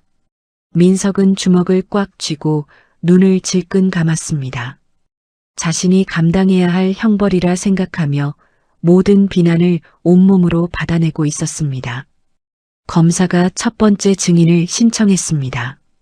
검찰 측 증인으로 피해자의 친부 법무법인 대명의 최영우 대표를 신청합니다. 법정 문이 열리고 최영우가 걸어 들어왔습니다. 말끔한 이탈리아산 맞춤 정장에 슬픈 표정을 연기하며 들어오는 그의 모습은 자식을 잃은 비운의 아버지 그 자체였습니다. 최영우가 증인석에 앉아 선서를 마쳤습니다. 검사가 부드러운 목소리로 신문을 시작했습니다. 증인, 20년 전 사건 당일의 상황을 기억하십니까?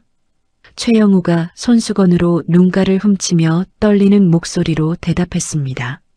네, 생생합니다. 그날은 눈이 조금 내렸습니다. 아내가 죽고 홀로 아이를 키우느라 힘들어서 바람이나 쐬러 강원도로 갔었죠. 국도변 쉼터에 차를 세우고 유모차에 아이를 태워 산책 중이었는데 잠시, 정말 잠시 화장실을 다녀온 사이에 유모차가 사라졌습니다. 방청석에서 안타까운 탄식이 터져나왔습니다. 최영우가 말을 이었습니다. 미친 듯이 찾았지만 흔적도 없었습니다. 그런데 제 아들을 훔쳐간 범인이 바로 저 사람이라니. 최영우가 손가락으로 민석을 가리키며 오열했습니다. 민석의 어깨가 눈에 띄게 떨렸습니다. 검사가 의기양양한 표정으로 도윤을 바라보며 말했습니다. 이상입니다.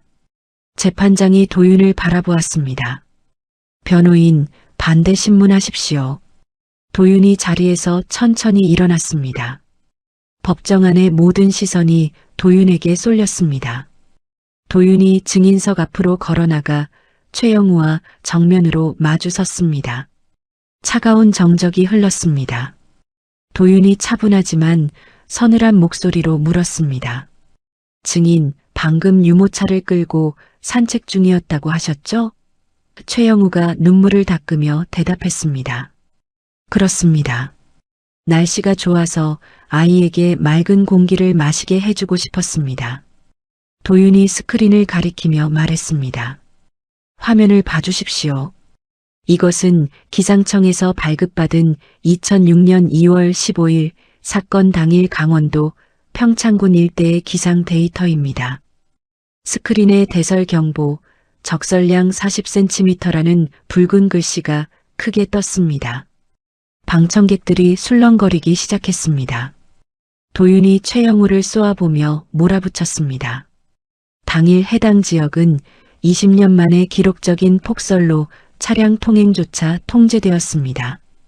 성인 남자의 허리까지 눈이 쌓였는데 유모차를 끌고 산책을 했다고요? 유모차 바퀴가 스키라도 달렸습니까? 최영우의 눈동자가 흔들렸습니다. 그게 국도변은 제설 작업이 되어 있어서. 도윤이 말을 끊으며 소리쳤습니다. 거짓말하지 마십시오. 당시 도로공사 기록을 보면 제설차도 진입 못해서 고립된 상태였습니다. 그런데 유모차를 끌고 산책을 해요? 아이를 버리러 간 게 아니라면 설명이 안 됩니다. 최영우가 당황하며 얼굴을 붉혔습니다. 기억이 혼미해서 착각했을 수도 있지. 20년 전 일이야. 아무튼 아이가 사라진 건 사실이잖아. 도윤이 한 걸음 더 다가가며 압박했습니다. 좋습니다. 기억이 혼미하시다니 다른 증거를 보여드리죠. 도윤이 증거물 테이블에서 낡은 상자 하나를 꺼냈습니다. 그리고 그 안에서 빛바랜 겉사계 하나를 꺼내 들어 보였습니다. 귀퉁이에 H사 로고가 박힌 고급 겉사계였습니다. 도윤이 겉사계를 흔들며 말했습니다. 이것은 피고인이 아이를 발견했을 때 감싸져 있던 겉사계입니다. 프랑스 명품 브랜드 제품이죠. 제가 본사에 확인한 결과 2006년 당시 국내에 딱 5장 수입되었습니다. 그리고 그중 하나를 구매한 사람의 카드 내역을 확보했습니다. 도윤이 또 다른 서류를 흔들었습니다.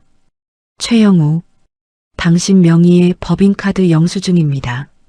이 겉사계를 산 날짜와 사건 발생 일주일 전이 일치합니다.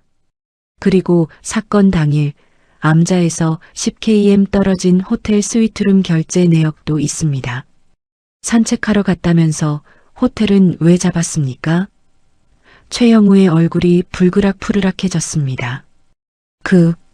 그건 아이가 추울까봐 미리 잡아둔 거야. 그게 죄가 되나? 도윤은 대답 대신 변호인석으로 돌아가 낡은 대학 노트 한 권을 집어들었습니다. 민석이 20년간 써온 육아 일기장이었습니다. 도윤의 손이 미세하게 떨렸습니다. 도윤이 재판장을 향해 말했습니다. 존경하는 재판장님, 검찰은 피고인이 아이를 이용해 금전적 이득을 취하려 했다고 주장합니다.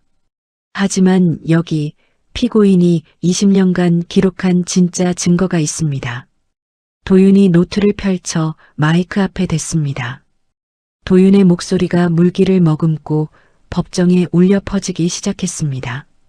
2006년 2월 20일 도윤이가 밤새 열이 펄펄 끓었다. 해열제를 사려는데 돈이 없다. 내가 밥을 굶고 약을 샀다. 신이 있다면 제발 나를 아프게 하고 이 작은 생명을 살려주십시오. 헌법 제10조 모든 국민은 인간으로서의 존엄과 가치를 가지며 행복을 추구할 권리를 가진다. 도윤아, 너는 내 헌법이고 내 법전이다. 방청석 곳곳에서 훌쩍이는 소리가 들리기 시작했습니다. 무표정하게 앉아있던 검사의 표정도 일그러졌습니다. 피고인석에 앉은 민석의 어깨가 들썩이더니 참았던 울음이 터져나왔습니다. 민석이 수갑찬 손으로 얼굴을 감싸고 꺽꺽거리며 울었습니다. 도윤이 눈물을 삼키며 계속 읽어내려갔습니다. 2010년 5월 8일 어버이날이라고 도윤이가 색종이로 카네이션을 접어왔다. 공사판에서 먼지 먹으며 일한 게 하나도 안 힘들다. 이 녀석이 나중에 판검사가 되면 나 같은 놈 아빠라고 부끄러워할까봐 걱정이다. 그래도 괜찮다. 너만 잘 크면 나는 평생 막노동꾼이어도 좋다. 도윤이 노트를 덮고 최영우를 노려보았습니다. 들리십니까? 이게 당신이 말한 유괴범의 기록입니다. 당신이 호텔에서 와인을 마시고 있을 때 이 사람은 찢어진 법전을 태워 아이를 살렸습니다. 당신이 아이를 버린 그 눈밭에서 이 사람은 자신의 인생을 버리고 아버지가 되기를 선택했습니다. 최영우가 자리에서 벌떡 일어나 삿대질을 했습니다. 닥쳐. 그건 다 감성팔이 쇼야. 어쨌든 남의 자식 훔쳐간 건 팩트잖아. 판사님, 저 변호인 놈 말을 듣지 마십시오. 다 조작입니다. 도윤이 비장한 표정으로 마지막 히든카드를 꺼냈습니다. 마지막 증거입니다. 20년 전 사건 현장인 암자 근처 보건소에서 근무했던 간호사의 증언 영상입니다. 법정 대형 스크린에 병실에 누운 노인의 모습이 나타났습니다. 치매기로 눈이 흐릿했지만 도윤이 보여준 겉삭의 사진을 보자 노인의 눈이 번쩍 뜨였습니다. 영상 속 간호사가 쉬어 빠진 목소리로 말했습니다. 기억나? 이 비싼 이불. 그때 스님한테 들었어. 검은색 큰 차가 와서 양복 입은 남자가 애를 덤불에 휙 던지고 갔다고. 스님이 쫓아갔는데 차가 너무 빨라서 못 잡았다고 했어. 천벌 받을 놈들이지. 영상 속 노인이 가래 끓는 소리로 욕을 뱉었습니다. 법정 안은 찬물을 끼얹은 듯 조용해졌습니다. 최영우의 얼굴이 사색이 되었습니다. 자신의 알리바이가 완벽하게 깨지는 순간이었습니다. 최영우가 이성을 잃고 발악했습니다. 저 늙은이가 노망이 났어. 치매 환자 말을 어떻게 믿어. 다 거짓말이야. 내가 누군지 알아? 나 최영우야. 차기 대법관이라고. 최영우가 증인석을 박차고 나와 도윤에게 달려들려 했습니다. 경위들이 달려와 최영우를 제지했습니다. 나 이거 안 나. 내가 내 아들 찾겠다는데 니들이 뭐야. 최영우의 추악한 민낯이 만천하에 드러났습니다. 방청객들이 야유를 퍼부었고 기자들은 이 장면을 놓칠세라 셔터를 눌러댔습니다. 재판장이 법봉을 세게 두드리며 호통쳤습니다. 증인, 법정에서 소란 피우지 마세요. 감치 명령 내리기 전에 자리에 앉으세요. 최영우가 씩씩거리며 자리에 주저앉았습니다. 그의 눈빛은 이미 패배자의 그것이었습니다. 도윤이 흐트러진 옷매무새를 다듬고 피고인석으로 다가갔습니다. 그리고 수갑찬 민석의 손을 두 손으로 꼭 잡았습니다. 민석의 거친 손이 도윤의 손 안에서 바들바들 떨리고 있었습니다. 도윤이 재판장을 향해 최후 변론을 시작했습니다. 존경하는 재판장님, 법은 혈연을 가족의 조건이라 말합니다. 하지만 정의는 책임과 사랑을 가족의 조건이라 말해야 합니다. 도윤이 민석을 바라보며 말을 이었습니다. 피 한 방울 섞이지 않았지만 이 사람은 저를 위해 자신의 꿈, 청춘, 그리고 인생을 모두 바쳤습니다. 제가 아플 때 대신 아파했고 제가 배고플 때 자신의 살을 깎아먹였습니다. 세상 사람들이 유괴범이라 손가락질해도 저에게는 이분이 유일한 아버지이고 이분이 바로 제 정의입니다. 도윤의 목소리가 울먹임으로 떨렸습니다. 부디 법이 지켜야 할 진정한 가치가 무엇인지 판결로 보여주시길 간곡히 부탁드립니다. 이상입니다. 도윤이 말을 마치고 민석을 꽉 껴안았습니다. 민석은 도윤의 어깨에 얼굴을 묻고 아이처럼 엉엉 울었습니다. 미안하다. 도윤아, 아빠가 미안하다. 아냐, 아빠. 고마워. 나 살려줘서 고마워. 두 부자의 눈물이 법정 바닥을 적셨습니다. 검사는 고개를 숙인 채 구형문을 읽지 못하고 머뭇거렸습니다. 판사는 안경을 벗고 손수건으로 눈가를 닦았습니다. 방청석에서는 박수가 터져 나왔습니다. 누군가가 외쳤습니다. 강민석 씨, 무죄입니다. 힘내세요. 최영우는 멍하니 허공을 응시하고 있었습니다. 자신이 쌓아올린 거대한 모래성이 파도에 휩쓸려 무너져 내리는 것을 지켜보는 듯 했습니다. 법정의 창문으로 따스한 햇살이 비스듬히 들어와 서로를 부둥켜 안은 낡은 수희의 아버지와 젊은 변호사 아들을 비췄습니다. 그 빛은 세상 그 어떤 법전보다 더 찬란하고 눈부셨습니다. 선고 공판이 열리는 날 서울의 하늘은 유난히 맑고 파랬습니다. 지난번 1차 공판 때의 긴장감과는 달리 법정 안에는 묘한 기대감이 감돌고 있었습니다. 방청석은 민석을 응원하러 온 시민들과 옥탑방 동네 사람들, 그리고 진실을 확인하러 온 취재진으로 가득 찼습니다.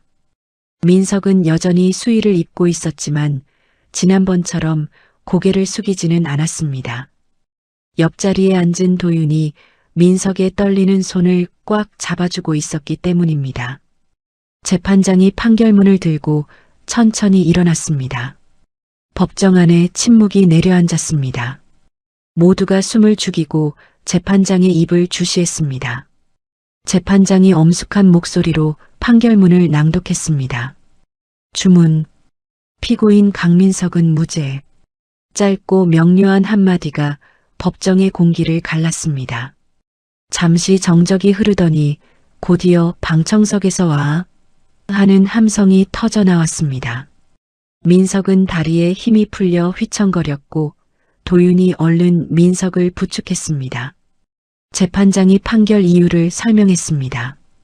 피고인이 아이를 데려간 행위는 생명에 대한 급박한 위난을 피하기 위한 긴급 피난에 해당하며 이후 20년 동안 친자식 이상으로 헌신적인 양육을 해온 점이 인정됩니다.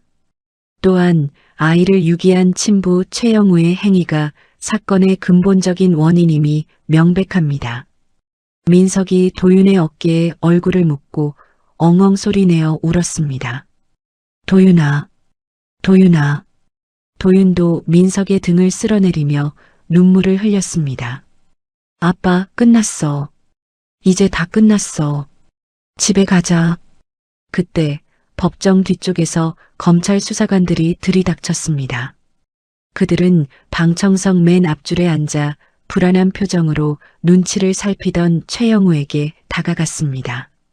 수사관이 최영우의 앞을 가로막으며 미란다 원칙을 고지했습니다. 최영우 씨, 당신을 위증, 무고, 그리고 아동복지법 위반 및 유기 혐의로 긴급 체포합니다. 최영우가 기겁하며 소리쳤습니다. 이거 안 나. 내가 누군지 알아? 나 최영우야. 감히 누구 몸에 손을 대. 철컥. 차가운 수갑이 최영우의 양손목에 채워졌습니다. 20년 전 민석에게 씌워졌던 억울한 누명의 무게가 이제야 진짜 주인을 찾아간 것입니다. 최영우는 발버둥 쳤지만 건장한 수사관들에게 양팔이 잡혀 질질 끌려나갔습니다. 기자들의 플래시 세례가 터지고 최영우는 옷으로 얼굴을 가리기에 급급했습니다. 민석은 그 모습을 물끄러미 바라보다가 조용히 고개를 돌려 도윤을 보았습니다. 악연의 고리가 끊어지는 순간이었습니다. 몇 시간 뒤 민석이 구치소 정문을 걸어 나왔습니다. 따가운 햇살에 민석이 눈을 찌푸리며 손으로 가림막을 만들었습니다. 저만치 앞에 도윤이 하얀 두부 한 모를 들고 환하게 웃으며 서 있었습니다. 민석이 그 모습을 보자마자 참았던 웃음을 터뜨렸습니다. 민석이 두부를 한 입 크게 베어 물며 말했습니다. 아이고, 고소하다. 역시 두부는 시장 두부가 최고야. 도윤아, 아빠 이제 2번 다시 콩밥은 안 먹을란다. 도윤이 민석의 팔짱을 끼며 장난스럽게 말했습니다. 당연하지. 또 거기 가면 내가 변호 안 해줄 거야. 수임료 비싸게 받을 거야. 민석이 도윤의 머리를 쥐어박는 신용을 하며 껄껄 웃었습니다. 두 사람은 서로의 온기를 느끼며 나란히 옥탑방으로 향했습니다. 돌아가는 버스 안에서 민석은 창밖 풍경을 하나하나 눈에 담았습니다. 평범한 거리, 지나가는 사람들, 시끄러운 경적 소리조차도 민석에게는 감동으로 다가왔습니다. 옥탑방 건물 입구에 들어서자 맛있는 냄새가 진동을 했습니다. 주인집 할머니가 대문 앞을 서성이다가 민석을 보고는 버선발로 뛰어내려왔습니다. 아이고, 강 총각, 아니 강 사무장. 할머니가 민석의 등짝을 팡팡 때리며 눈물을 글썽였습니다. 내 그럴 줄 알았어. 자니가 어떤 사람인데 유괴는 무슨 얼어 죽을. 고생했어. 정말 고생했어. 옥상 평상에는 동네 사람들이 십시일반으로 모은 음식이 한가득 차려져 있었습니다.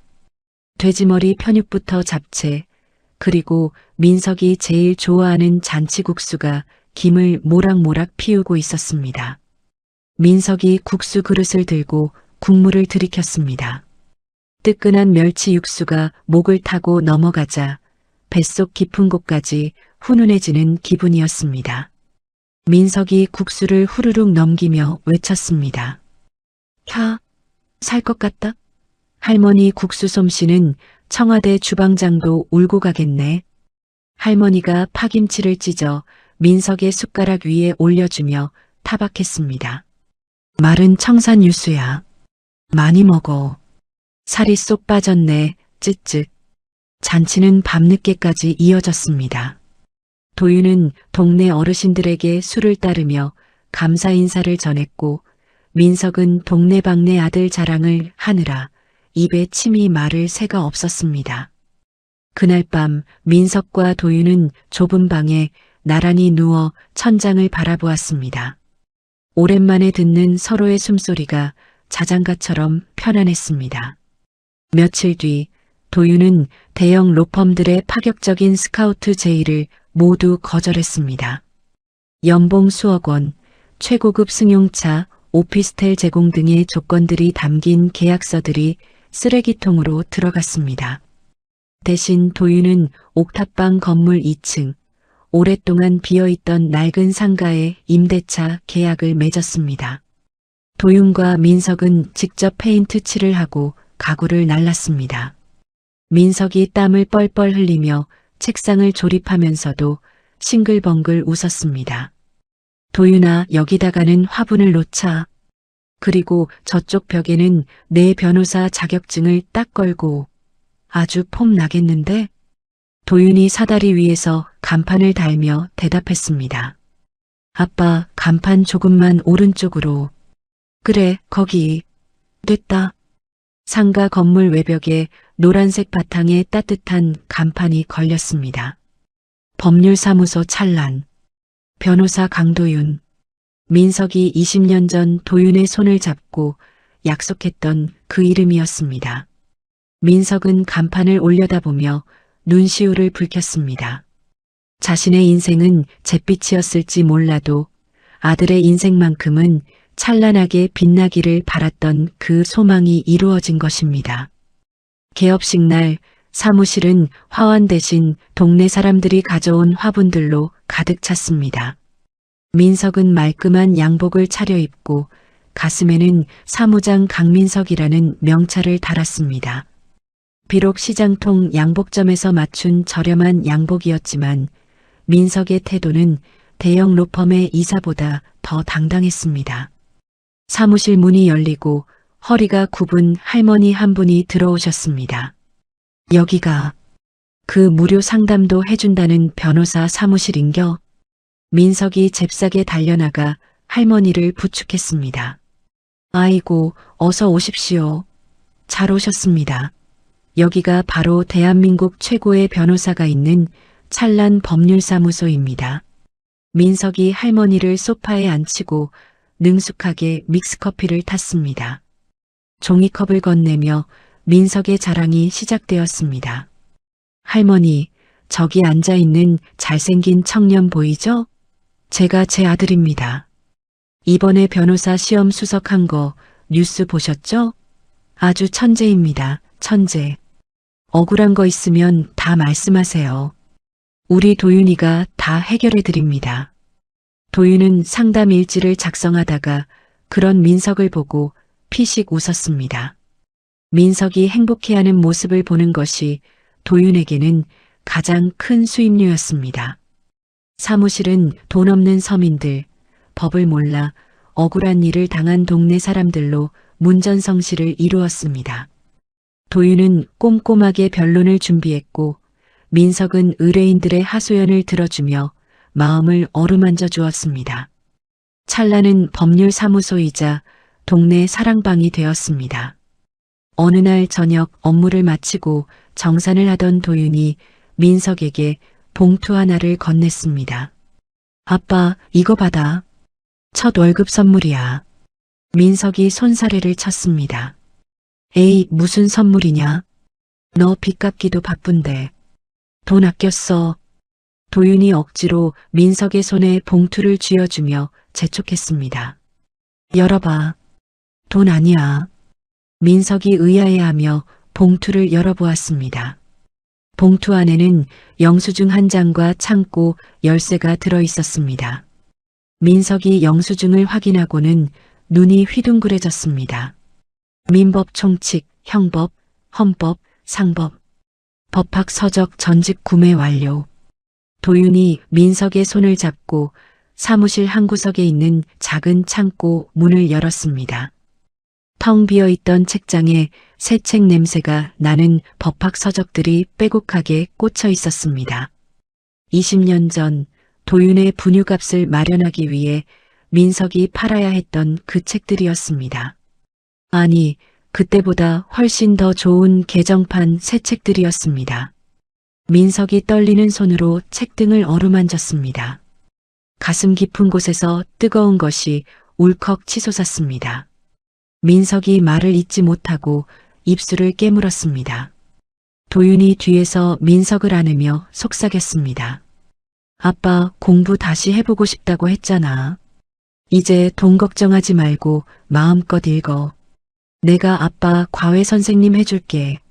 민석이 책에 얼굴을 묻고 소리 없이 울었습니다. 책에서 나는 종이 냄새가 20년 전 옥탑방의 추억을, 그리고 자신이 포기했던 꿈을 다시 불러일으켰습니다. 민석이 눈물을 닦으며 웃었습니다. 이놈이 사람 울리는 재주가 있네. 그래, 한번 해보자. 내가 왕년에는 신림동 법전 귀신이었다. 너한테 질 수 없지. 계절이 바뀌어 첫눈이 내리는 겨울밤이 되었습니다. 민석과 도윤은 옥탑방 평상에 앉아 두꺼운 이불을 뒤집어 쓰고 군고구마를 까먹고 있었습니다. 하늘에서는 한방눈이 펑펑 쏟아져 내렸습니다. 20년 전 민석이 도윤을 처음 만났던 그날처럼 많은 눈이었습니다. 하지만 지금은 춥지 않았습니다. 서로의 체온이 있었고 따뜻한 고구마가 있었고 무엇보다 흔들리지 않는 사랑이 있었기 때문입니다. 민석이 김이 모락모락 나는 고구마를 반으로 갈라 도윤에게 건넸습니다. 뜨거우니까 호호 불어서 먹어라. 옛날 생각나네. 그때는 고구마 살 돈도 없어서 감자만 삶아 먹었는데. 도윤이 고구마를 받아 먹으며 하늘을 올려다보았습니다. 아빠, 기억나? 내가 5살 때 별똥별 보면서 뭐라고 소원 빌었는지. 민석이 고개를 갸웃거렸습니다. 글쎄다. 엄마 만나게 해달라고 했나? 도윤이 고개를 저으며 민석의 어깨에 머리를 기댔습니다. 아니, 다음 생에도 아빠 아들로 태어나게 해달라고 빌었어. 근데 지금 생각해보니까 소원 바꿀래. 민석이 도윤을 쳐다보았습니다. 왜? 아빠 아들 싫냐? 도윤이 민석의 손을 잡고 깍지를 끼며 말했습니다. 아니, 다음 생에는 내가 아빠 할래. 그래서 내가 아빠 업어 키우고 공부도 시켜주고 맛있는 것도 사주고 아빠가 나한테 해준 거 내가 다 해줄 거야. 민석의 눈가가 촉촉해졌습니다. 민석이 도윤의 어깨를 감싸 안으며 짐짓퉁명스럽게 말했습니다. 쓸데없는 소리. 나는 다음 생에도 내 아빠 할 거다. 너 같은 효자 아들 놔두고 내가 누굴 키우냐. 대신 그때는 내가 대법관 만들어줄게. 알았지? 그래, 좋아. 약속해. 두 사람은 새끼손가락을 걸고 서로를 마주보며 환하게 웃었습니다. 밤하늘에서 내리는 눈송이가 옥탑방의 창문을 따뜻하게 덮어주었습니다.